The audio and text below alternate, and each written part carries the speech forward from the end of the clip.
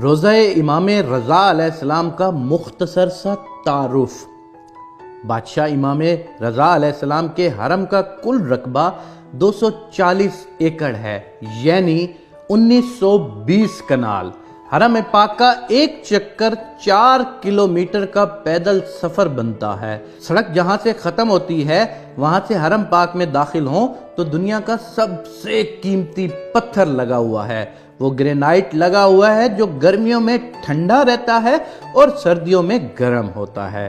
صحن کے باہر جو ابتدائی دروازے ہیں وہ اتنے قیمتی لکڑی کے ہیں جو دنیا کے کسی بھی بندے کو دستیاب نہیں ہیں۔ پھر جب صحن ختم ہوتا ہے تو آگے شروع ہو جاتا ہے حرم۔ حرم پاک کے جتنے دروازے ہیں وہ سب کے سب سونے کے دروازے ہیں۔ ایک دروازے میں گلوب کی طرح لٹکا ہوا ایک فیروزہ ہے۔ اس فیروزے کے بارے میں حرم کی کتاب میں لکھا ہوا ہے کہ پورا ایران برباد ہو جائے اس پتھر کی قیمت سے دوبارہ آباد ہو سکتا ہے۔ بادشاہ رضا علیہ السلام کے مہمانوں کے لیے جو سبیلے ہیں وہ سونے کی ہیں اور جو پینے والے برتن ہیں وہ چاندی کے ہیں۔ جو ہی صحن ختم ہوتے ہیں آگے جوتے اتارنے کی جگہ ہے۔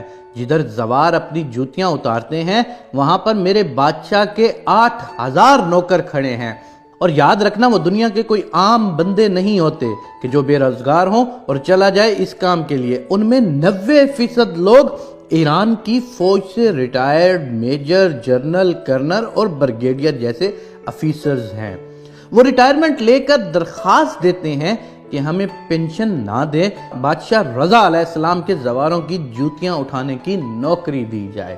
دنیا کا کوئی 7 سٹار ہوٹل اتنا خوبصورت نہیں جتنا بادشاہ رضا علیہ السلام کے لنگر خانہ خوبصورت ہے۔ جہاں تک میں نے ایک عالم دین سے سنا تھا کہ وہاں پر زوار کی عرش کے فرشتے مہمان نوازی کرتے ہیں۔ یہ جتنی بھی چیزیں ہیں، سونا، چاندی، اینٹیں، پتھر، ان سب کی فیکٹریاں امام رضا علیہ السلام کی اپنی ہیں۔ کچھ صحن ایسے ہیں جن کا رقبہ بہت وسیع و عریض ہے۔ ان کو صحن بزرگ کہتے ہیں۔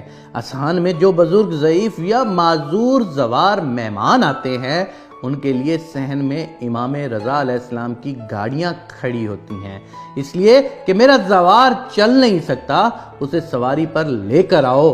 3 منزلوں پر محیط ہے میرے بادشاہ رضا کی زری مبارک۔ ان تینوں منزلوں کی زیارت کی جاتی ہے۔ ان تینوں منزلوں پر دنیا کی ہر کرنسی، روپیہ، یورو، ڈالر، ریال، دینار، پاؤنڈ وغیرہ ہر قسم کی کرنسی سے بھری ہوئی پڑی ہوتی ہیں یہ تینوں منازل۔ ایران پر تقریباً 44 سال سے پابندیاں ہیں۔ ایران بادشاہ رضا کی جوتی کا صدقہ آج تک غریب نہیں ہوا۔ مملکت ایران مقروض ہے۔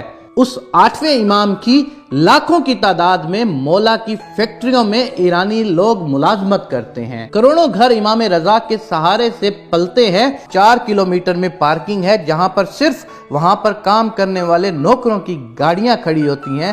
یہ ہے ایک مختصر سا تعارف جناب امام رضا علیہ السلام کا جو 8ویں امام ہیں۔ ایران پر 44 سال سے پابندیاں ہیں، لیکن اس ایک امام کی زیارت کے لیے پوری دنیا سے لوگ جو آتے ہیں ان کا دیا ہوا اتنا کچھ ہوتا ہے، امام رضا کی برکت اتنی ہوتی ہے کہ پورا ایران کبھی بھی غربت میں نہیں جا سکتا۔